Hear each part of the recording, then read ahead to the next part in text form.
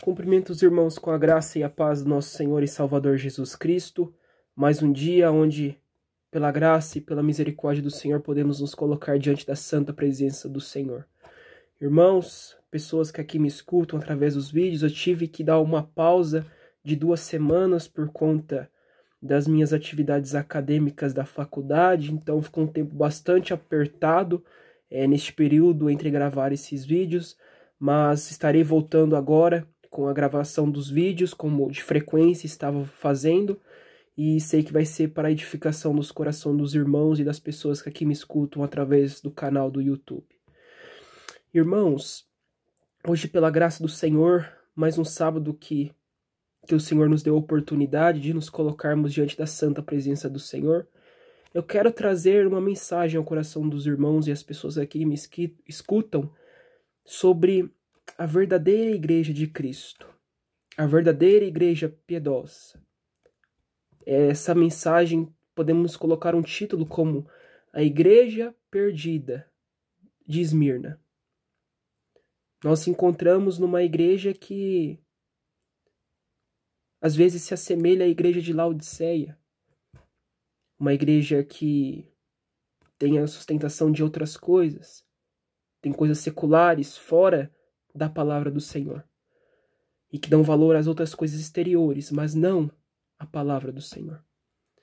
E nós temos que olhar para essa igreja como a igreja de Esmirna, e a igreja de Filadélfia, do que está no livro de Apocalipse, que são igrejas que realmente viveram na piedade, na santidade e em comunhão. E nós, como cristãos, como crentes em Cristo, nós temos que olhar para essas igrejas e assim ter a total convicção de uma fé piedosa, de uma fé perseverante. Para a exposição deste santo livro, estaremos usando como base o livro de Apocalipse, capítulo 2, do versículo 8 ao versículo 10. Sei que vai ser de gratificação para o coração dos irmãos. Estarei fazendo a leitura e se você tiver com sua Bíblia ao lado, pegue para estar acompanhando a leitura e assim facilitar o entendimento da palavra que será aplicada. João vai dizer assim a carta ao Apocalipse, escrito: Escreva esta carta ao anjo da igreja em Esmirna. Esta é a mensagem daquele que é o primeiro e o último, que esteve morto, mas agora vive. Conheço suas aflições e sua pobreza, mas você é rico. Sei das blasfêmias dos que se opõem a você. Eles se dizem judeus, mas não são, pois a sinagoga deles pertence a Satanás.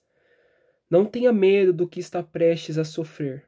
O diabo lançará alguns de vocês na prisão, a fim de prová-los, e terão aflições por 10 dias. Mas se você permanecer fiel, mesmo diante da morte, eu lhe darei a coroa da vida. Até aqui, irmãos.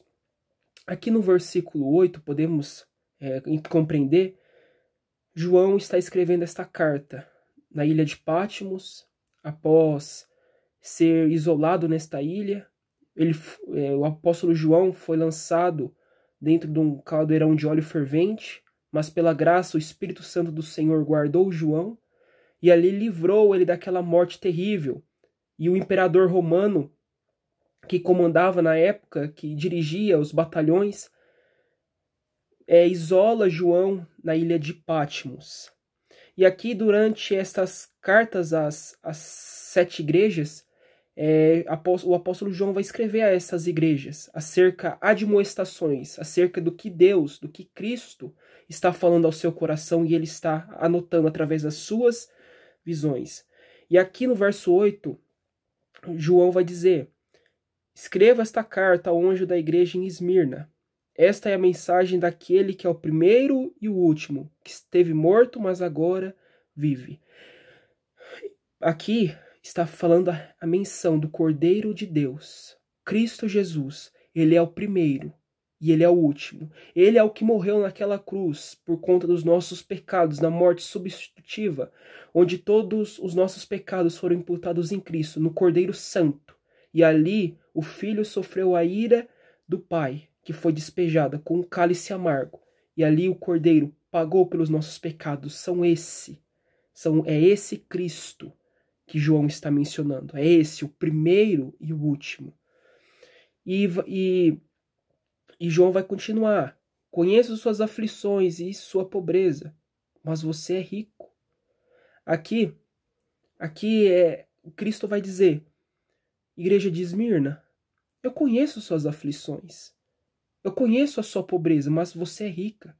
A igreja de Esmirna, ela dizia, nós somos pobres, nós não somos ricos.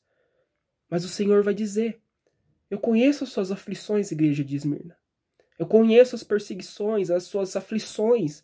Eu sei que você está passando. Você pensa que você é pobre, mas você é rica. Você é rica. Uma igreja sofredora. E ele vai continuar dizendo, sei da blasfêmia dos que se opõem a você. Eles se dizem judeus, mas não são, pois a sinagoga deles pertence a Satanás.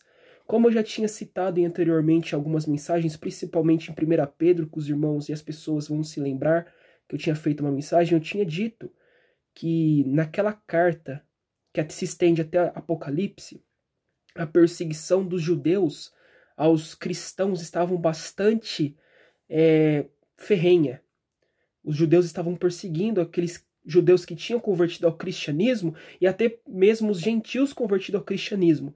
Os judeus estavam oprimindo eles, blasfemando, oprimindo, castigando, entregando esses homens cristãos até mesmo ao imperador de Roma para ser executado.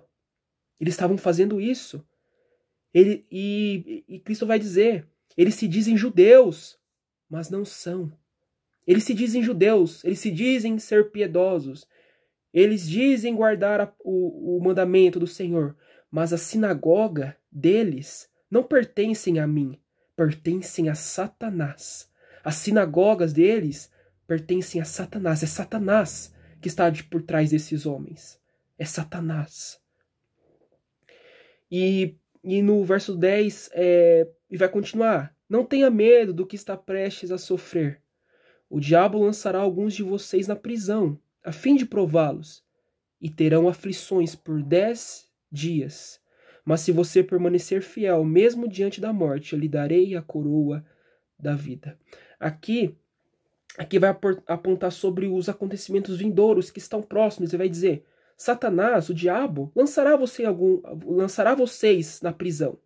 Ele encerrará vocês na prisão. Ele castigará vocês. Ele oprimirá vocês.